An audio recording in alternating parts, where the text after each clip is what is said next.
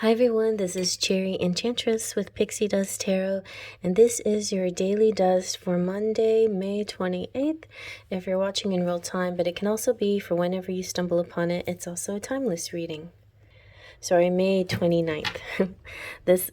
I like to film it a day ahead of time, so today is May 28th, and I shall hopefully get it out to you so you can have it early enough for May 29th for whatever time zone that you're in. But of course, you know, you're flexible here. You can, if the messages don't come to you right away, then it's maybe for a reason. Maybe you'll get this message at a different time and date, and it's meant for that particular day. So sometimes there's that kind of flexibility as well.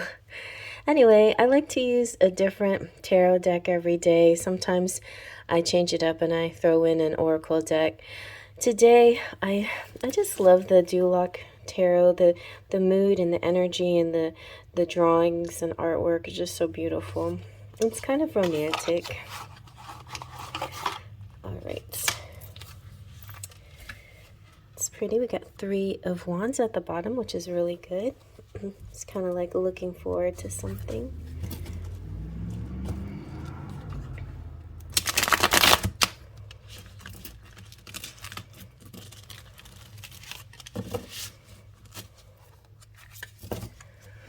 Let's see.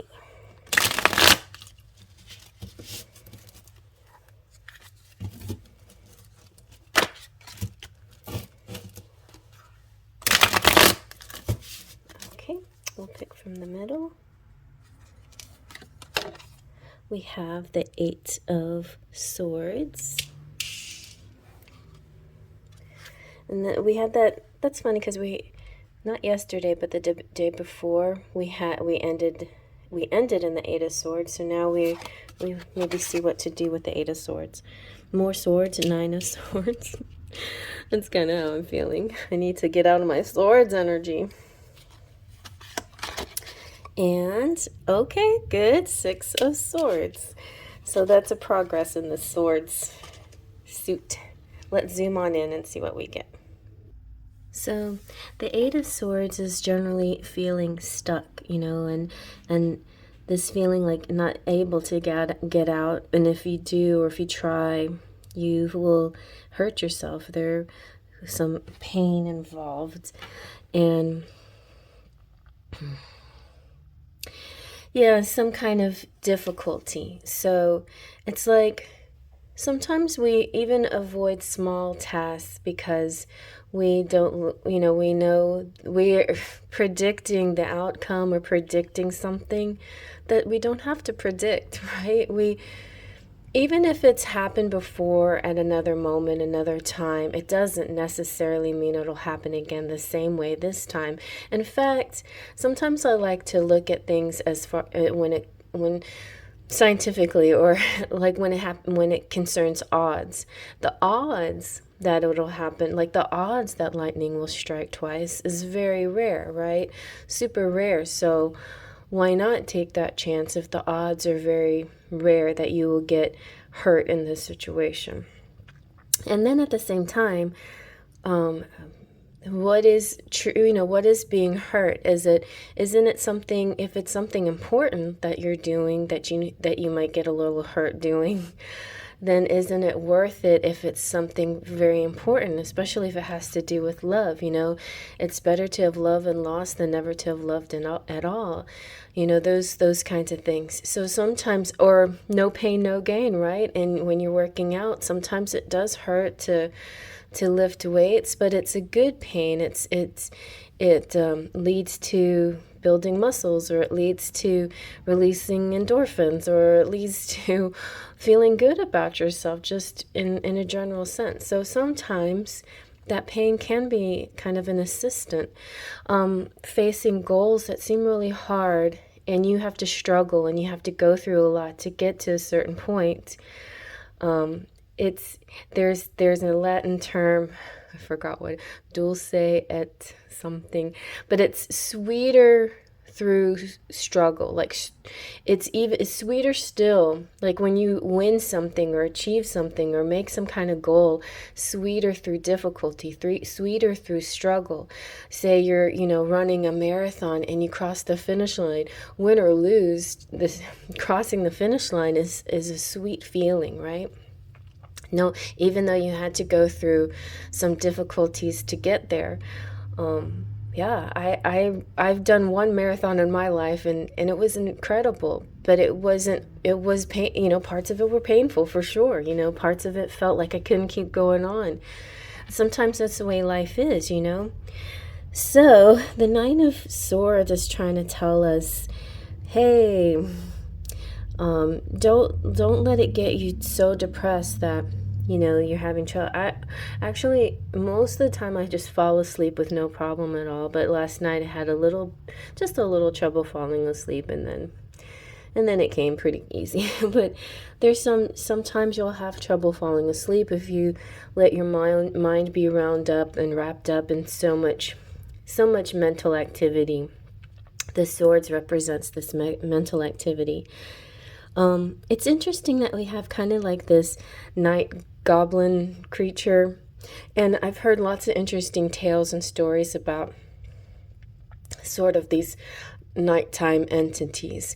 Sometimes they're like, I've heard stories about guards and guardians protecting you, like there's 4 soldiers that protect you at night and keep the negative energy away.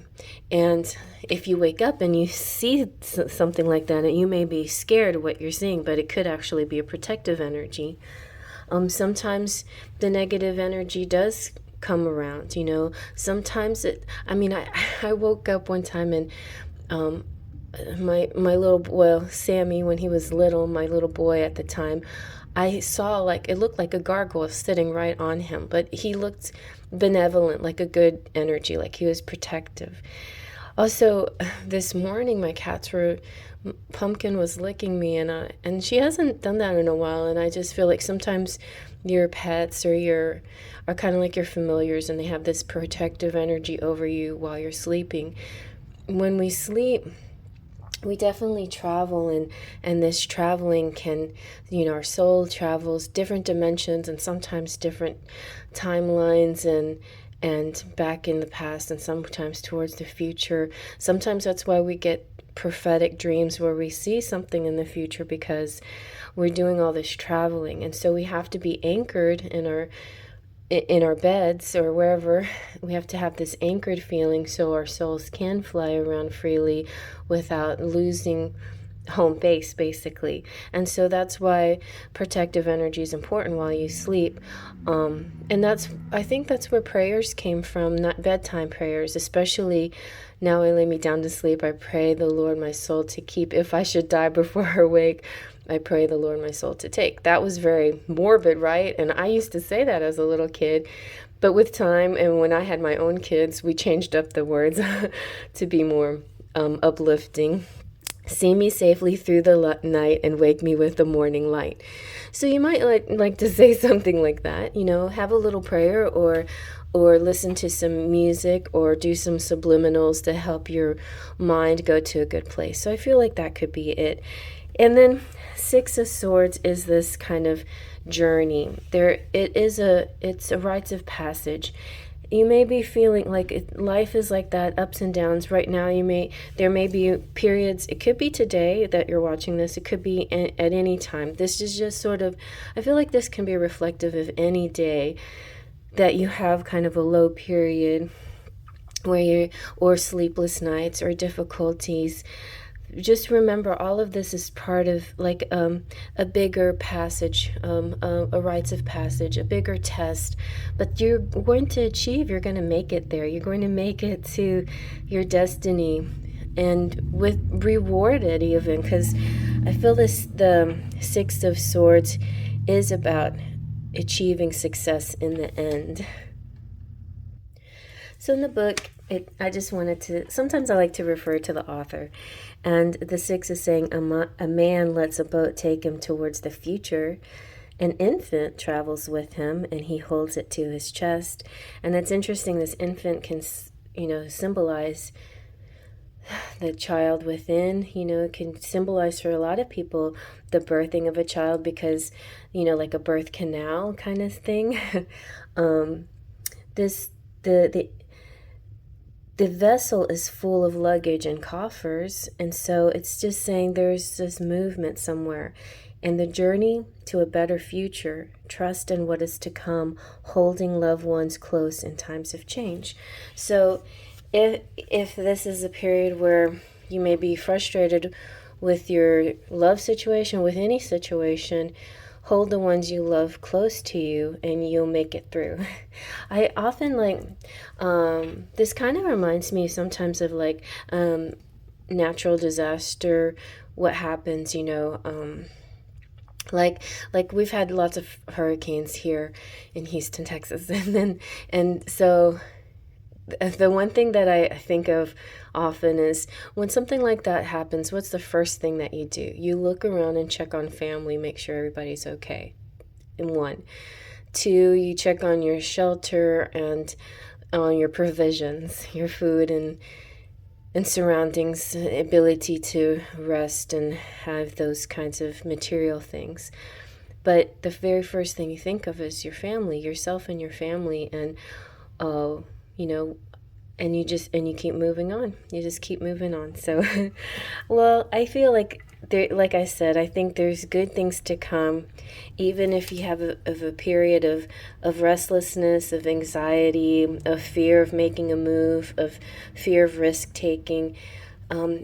Even if it hurts, it's gonna get you to the path that you're destined for. Okay, that's just a small little piece of the big picture, is this tiny little bit of pain that sometimes we have to go through in order for the bigger pleasure, for the bigger rewards. All right, and I hope you like that. Faith, Trust, and Pixie Dust.